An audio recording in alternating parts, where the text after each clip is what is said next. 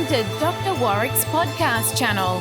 Warrick is a practicing cardiologist and author with a passion for improving care by helping patients understand their heart health through education. Warrick believes educated patients get the best health care. Discover and understand the latest approaches and technology in heart care and how this might apply to you or someone you love.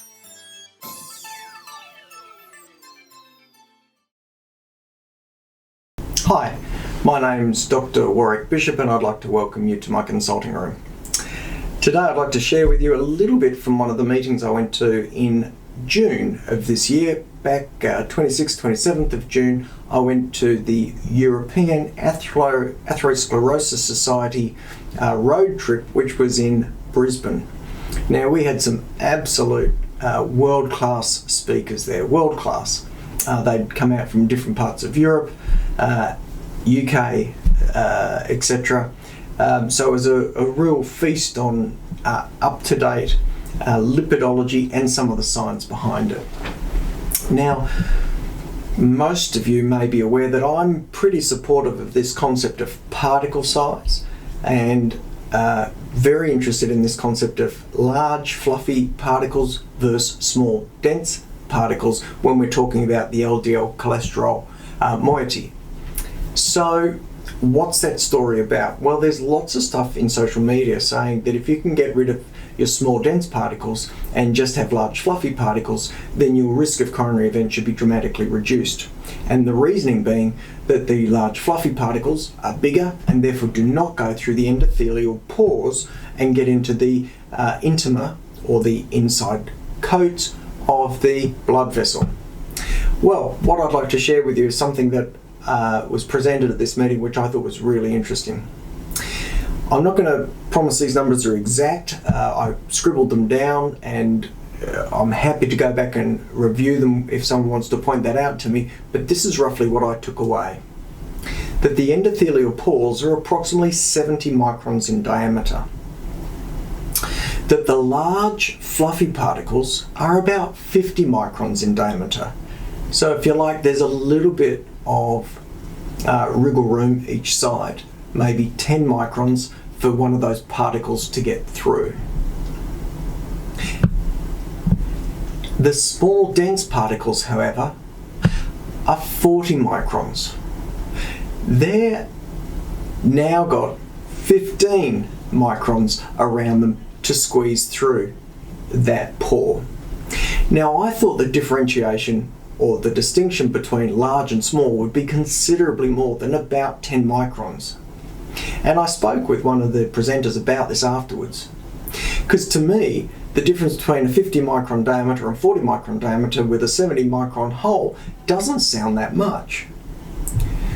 The difference is not really in that diameter size, but the density. Because remember that the difference in density is directly related to the radius cubed. So we're talking about a change in density related to the difference in radius to the power of 3. And it is that power of 3 that makes a big difference to the density of the particle. Now, the importance here, as far as I can tell, is that the actual diameter, or what's presented to the endothelial pore, the hole in the artery, is not a great deal different, although the particles are quite different in their density. I thought this is really interesting, and certainly I think is a reminder, or makes us question whether just large fluffy versus small dense is the whole story, and I'm pretty sure it probably isn't. I think it's useful, but I don't think it's absolutely the major driver. What I would say though is that I'm still very supportive of people having large fluffy LDL cholesterol because that's we see that in environments where there's less insulin, where there's lower triglycerides, where normally the HDL is coming up as well. So the environment or the metabolism or the metabolic profile that's present when large fluffy particles are present is certainly more desirable. So we know if you can get your triglyceride levels under about 1.1 to 1.3 millimoles per litre, then you pretty well negate small dense particles and move over to large fluffy particles. The same sort of changes in lowering triglycerides will raise HDL levels, and all that is a better picture overall.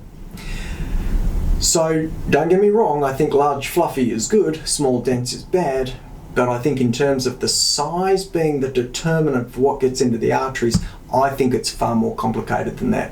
Because the difference in for only 10 microns for these particles to get into a pore or a hole in the artery that's 70 microns, I don't think is going to be the biggest determinant of the outcome in individuals. Well, I hope you find that interesting.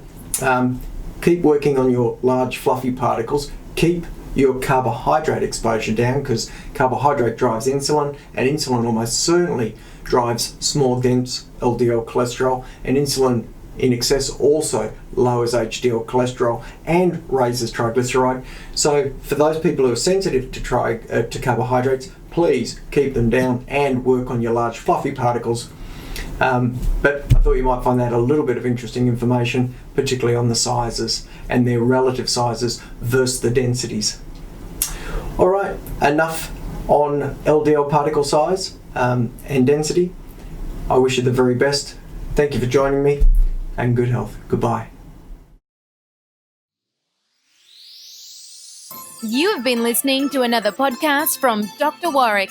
Visit his website at drwarrickbishop.com for the latest news on heart disease. If you love this podcast, feel free to leave us a review.